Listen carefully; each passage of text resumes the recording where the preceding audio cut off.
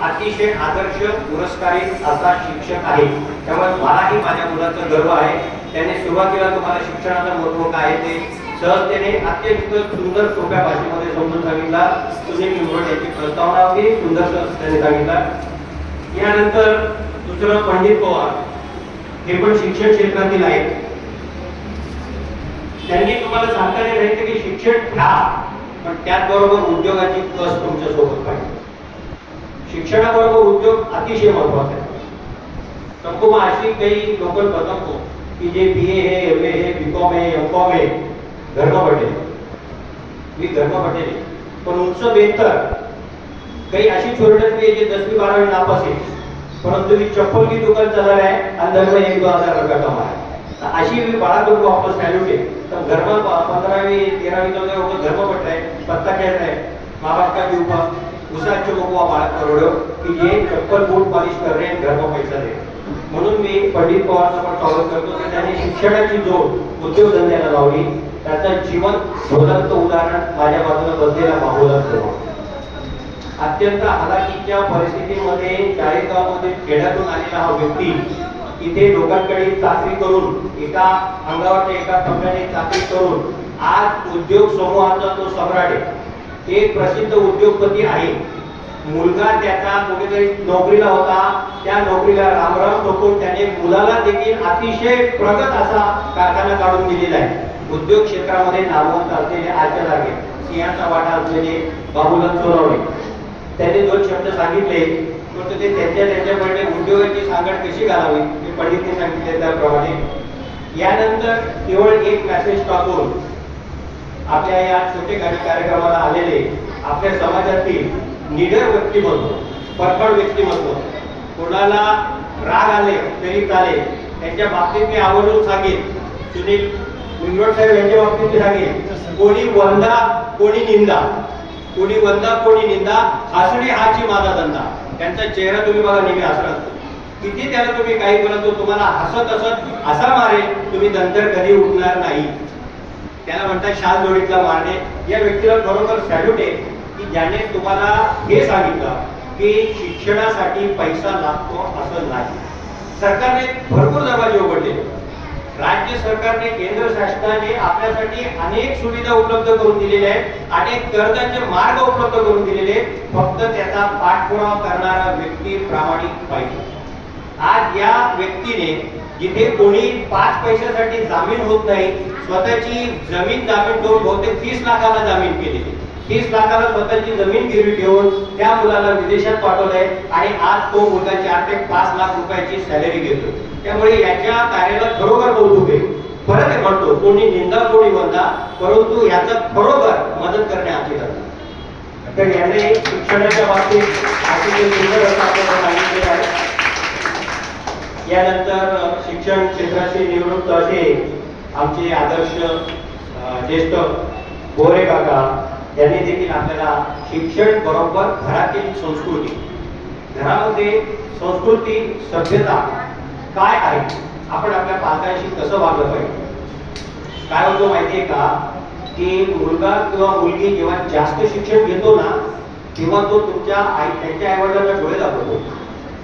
ही जी पद्धत आताच्या पिढीमध्ये आहे ना की तुम्ही आई वडिलांना डोळे दाखवता, नको काय समज रे, नको काय मालूम है, तुमचा हमको बहुत ज्यादा मालूम है, तुमचा हमको बहुत ज्यादा मालूम है। तुम अपन बच्चा है ना, बच्चा रहो, एक शिकवण तुम्हाला देऊन ठेवतो मुलाला, जैसे है वैसे के वैसे रहो, जैसे है वैसे के वैसे रहो, सब कुछ सीधा दिखाई दे, इतने ऊंचे मत बोलो कि बाप भी बेटा दिखाई दे। हा बाप आहे, बापेच्या त्या वडिलांच्या जागेवरती तुम्हाला आम्ही गाईड करतोय, वाईट मार्गांपासून आम्ही तुम्हाला परावृत्त करतोय। यानंतर गोरे काकांच्या नंतर रमेश पिंगोड हा आजच्या तारखेमध्ये आपल्याकडे असलेला एक प्रायव्हेट कंपनीमध्ये मात्र अतिशय उच्च पदावरती आपले 15 वर्ष आयुष्यातील सोनेरी 15 वर्ष त्याने त्या कंपनीला दिलेले आणि त्या कंपनीचा आज तो हेड ऑफ डिपार्टमेंट HR अतिशय सुंदररित्या तिकडच्या सगळ्या स्टाफला तो हाताळतो। त्याची फेसबुक मी बघत असतो, अख्खा स्टाफ त्याच्या बाजूने त्याचे सत्कार करण्यासाठी उभे राहतात। त्याचं केवळ मराठी नाही, हिंदी नाही, इंग्रजी भाषेवर अतिशय चांगलं प्रभुत्व. कार्यक्रमाच्या नियोजनामध्ये पंडित विकासला त्याने अतिशय चांगल्या प्रकारे मदत केलेली आहे. कार्यक्रमाची धुरा या दोघांनी अतिशय उत्तमरित्या बनवलेली. त्यानेही आपल्याला नोकरी मिळेल याची गॅरंटी नाही. तुम्हाला छोट्या मोठ्या उद्योगात, कंपनीमध्ये देखील काम करता यायला पाहिजे, हे तुम्हाला सुंदर शैलीने त्यांनी सांगितलेलं आहे. यानंतर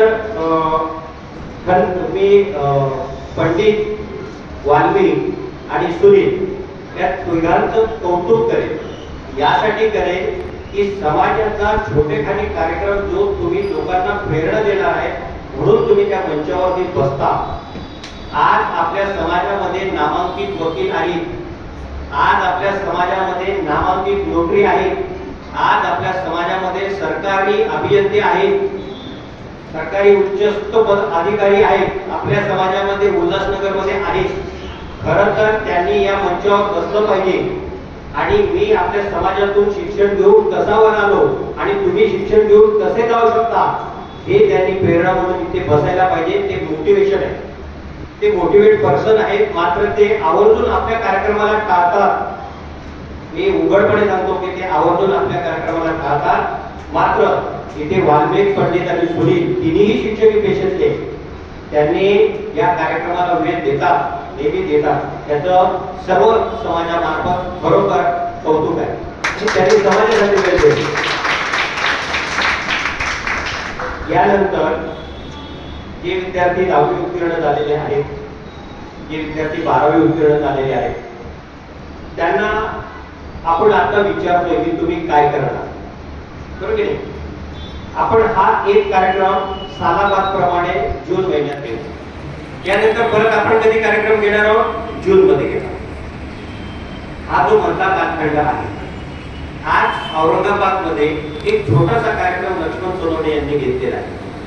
त्यांनी काय कार्यक्रम घेतला माहिती? समाजातील गुणवंत विद्यार्थ्यांचा सत्कार समारोह.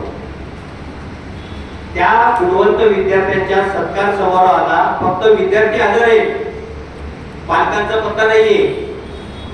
मोजके पालक आहेत तिथे पण मोजके पालक आहेत. आज त्या गुणवंत विद्यार्थ्यांचा सत्कार आहे, त्यांचा आपण अजून प्रोत्साहन द्यायला पाहिजे म्हणून समाजातील सर्व लोकांनी हजर राहायला पाहिजे. आज उल्हासनगर, भीमनगर मध्ये किती घरं असतील? कमीत कमी 200 घरं आहेत. एक घरातला एक व्यक्ती तरी तुम्हाला दिसतो का? दत्तवाडीमध्ये घरं आहेत, टिळकनगर मध्ये घरं आहेत, पूर्ण उल्हासनगर मध्ये कमीत कमी चर्मकारांची 1100-1000 घरं असतील. किती लोकांना उत्साह आहे? समाजातील व्यक्ती तुम्हाला देण्यासाठी तयार आहे, तुम्ही घेत नाही. शोकांतिका कोणाची आहे? कधी बरोबर शोकांतिका आहे. शोकांतिका कोणाची? तुम्ही जर आपल्या मुलांना प्रोत्साहन देण्यासाठी मंचावर येऊ शकत नाही, त्यांनी ठेवलेल्या कार्यक्रमात तुम्ही सामील होऊ शकत नाही, किती मोठी शोकांतिका आहे. शिक्षण गेले ठीक दूर, कमीत कमी समाजासाठी तर या कोणीतरी एक चांगला कार्यक्रम करतोय, तुम्ही त्याच्यात योगदान नका देऊ पण सहभागी तर व्हा. आपण आज काही करत नाही, ही खूप मोठी शोकांतिका आहे आणि येणाऱ्या दिवसामध्ये याचे तुम्हाला खूप मोठे फटके बसणार आहेत. जिथे जिथे समाज दुभगला जातो तिथे तिथे समाजाची प्रगती थांबते. यानंतर मी माझ्यापर्यंत तुम्हाला सांगतो की 10वी नंतर 3 वर्षाचा डिप्लोमा आहे. जो कोणी विद्यार्थी डिप्लोमासाठी ऍडमिशन करायचा असेल त्यांनी निश्चित माझ्या कार्यालयात यावं. डिप्लोमाचे सर्व प्रकारचे कोर्सेससाठी मी तुम्हाला मार्गदर्शन करेन. त्यानंतर तुमचे अर्ज भरणे, ऑनलाईन अर्ज भरण्यापासून सर्व किंवा आता जे 10वी विद्यार्थी उत्तीर्ण झालेले आहेत त्या 10वीच्या विद्यार्थ्यांना अर्ज भरण्यापासून त्यांच्या अर्जामध्ये काही त्रुटी असेल त्या त्रुटीची पूर्तता करण्यासाठी माझ्या कार्यालयात कधीही यावं किंवा जिकडे संपर्क करावा, या समितीकडे कोणी संपर्क करावा. त्याचबरोबर तुम्हाला लागणारे जे उत्पन्नाचे दाखले आहेत, मी दरवर्षी सांगतो तुम्हाला लागणारे उत्पन्नाचे दाखले आहेत, तुम्हाला लागणारा आदिवास दाखला आहे, तुमच्या वडिलांच्या नावामध्ये बदल आहे, आईच्या नावामध्ये बदल आहे किंवा एखाद्या स्त्रीने दुसरं लग्न केलेलं आहे त्याला आता या पतीचं नाव त्याच्या मुलाला देणे आहे. अशा ज्या काही अडचणी आहेत त्या अडचणीसाठी तुम्ही कधी यावं, माझं ऑफिस तुमची वाट बघत आहे. मी आता वाट बघत नाहीये, माझं ऑफिस तुमचं काम करण्यासाठी वाट बघत आहे. माझ्या ऑफिसला यावं आणि हे काम जे शासकीय काम तुम्हाला लागणार आहे हे काम करून देण्यासाठी मी तुम्हाला वचनबद्ध आहे, समाजासाठी मी बांधलेलं आहे. याचबरोबर की एक अजून मागे माझ्याकडनं नाव राहिलेलं आहे देवदा विश्वर म्हणून, की आपल्या याच्यात मी जसं सांगितलं की खूप मोठे सरकारी नोकर आहेत, गणेश पगार वगैरे घेत आहेत, आमच्यापेक्षा जास्त घेत आहेत, आम्हाला महिना 3 लाख घेत, त्यांना 5-5 लाख घेत. तर अशी पण माणसं आहेत. परंतु मी त्याची तुलना आमचा जो एक पावभाजीची दुकान लावतो छोटीशी, वर्षानुवर्षापासून लावतोय. मात्र समाजामध्ये त्याचा मोठा योगदान, प्रत्येक कार्यक्रमामध्ये त्याचा मोठा योगदान असतो. म्हणजे मेरा बेटा लाख कमा रहा है, 2 लाख कमा रहा है, 5 लाख कमा रहा है, समाज को क्या दे रहा है? 5 लाख कमवत आहे, समाजाला काय देत आहे? त्यापेक्षा माझा हा मुलगा 1000 रुपये कमवतो पण समाजासाठी तो 500 रुपये देण्याची, 1000 रुपये देण्याची दानत ठेवतो. हे महत्त्वाचं. हे जे बसलेले आहेत ना, हे आपल्या समाजातील दुर्मिळ आहे. या अशा लोकांमुळे हा कार्यक्रम, म्हणून मी नेहमी म्हणतो भिकारीला देखते की सर क्या करेंगे, बोला जितना कमी आएगा उतना मैं डालेगा, मत फिकर कर, कार्यक्रम कर. मी गोकुळने पण हे सांगितलं, कुठे गोकुळने पण हे सांगितलं, फिकर नाही करायची. जे कमी असतील ते आपण चालू. मात्र ही जी जे कार्यक्रम आपण चालू केलेलं आहे हे फक्त वया वाटप, शैक्षणिक वाटप एवढ्या पुरतं नाहीये. समाजामध्ये, समाजाच्या घराघरामध्ये शिक्षण पोचलं पाहिजे. आम्ही तुम्हाला पेन वह्या देतो, याचा अर्थ असा नाही की हे साहित्य आहे. या साहित्यातून बोधात्मक असं आहे की तुम्ही तुमच्या मुलांना शिक्षित करा. याच्या घरी नाही पुस्तकाचे कपाट, तो घर होईल कधी पण सपाट. म्हणून घरामध्ये तुमच्या मुलांच्या हातात पुस्तक पाहिजे. मोबाईल ठीक आहे, याच्या काळात मोबाईल सगळ्यांनाच पाहिजे, मात्र पुस्तक तुमच्या मुलांच्या हातात पाहिजे. कारण ज्या घरामध्ये सरस्वती असेल, एकच माझ्या ऑफिसला येतो बाबासाहेब आंबेडकरांचा फोटो माझ्या बरोबर पाठीमागे लागलेला आहे.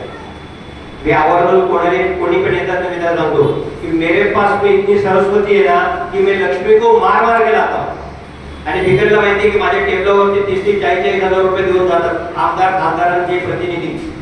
कारण माझ्याकडे विद्या आहे. तुमच्याकडे विद्या असेल तर तुमच्याकडे सरस्वती धावत धावत पळत येईल. तर ती विद्या तुम्ही व्यवस्थित मार्गाने मिळवली पाहिजे. म्हणून सर्व सारांश असा की तुम्ही काही करा, मात्र शिक्षण घ्या. जोपर्यंत तुम्ही सुशिक्षित शिक्षित होत नाही तोपर्यंत तुम्ही समाजात नाव नोंदणी मिळवणार नाही, तुमच्या आई वडिलांचं नाव उचित करणार नाही, उंच करणार नाही, तुम्हाला रोजगार मिळणार. याच्यासाठी शिक्षणाबरोबर म्हणजे उद्योग करायला पण रोजगार लागतो. त्यामुळे मी परत सांगेन की शिक्षण हे असं शस्त्र आहे की जो एका माणसाने हातात घेतला की तो अश्वमेध यज्ञ करून जिंकतोच. त्यामुळे परत माझ्या मुलांनो 10वी 12वी जे कोणी असतील, 12वी नंतरचा डीएडचा कोर्स आहे, 12वी नंतर 12वी जे कोणी झालेले असतील, तुमच्या सगळ्या पालकांना आपल्या समाजातील सगळ्यांना सांगू द्या, इव्हन बंदेला समाज म्हणतो आपला समाज आहे, त्यांना सांगू द्या 12वी नंतर जो कोणी डीएड करणार असेल, 12वी नंतर 12वी अंक झाले, त्याचा पूर्ण डीएडचा खर्च मी उचलणार. त्याचा पूर्ण डीएडचा खर्च मी उचलणार. एक मुलगा आणि एक मुलगी ज्याला कोणालाही डीएड मध्ये ऍडमिशन घ्यायचं असेल, सेवा सदन कॉलेजला घ्या, धुनीचंद कॉलेजला घ्या, महाराष्ट्रातील कोणत्याही कॉलेजला तुम्ही डीएड मध्ये ऍडमिशन घ्या आणि मला सांगा की आम्ही डीएड ला ऍडमिशन घेतलेलं आहे. त्या एका मुलाची आणि त्या एका विद्यार्थ्याची पूर्ण 2 वर्षाची फी भरण्याची तयारी माझी आहे आणि मी भरणार आहे. त्यामुळे परत एकदा सांगतो की हा वाटपाचा कार्यक्रम झाला की तुमचा खूप मोठा गोंधळ होणार आहे. त्यामुळे आजच्या या कार्यक्रमाला सर्वांनी अतिशय सुंदररित्या तुम्हाला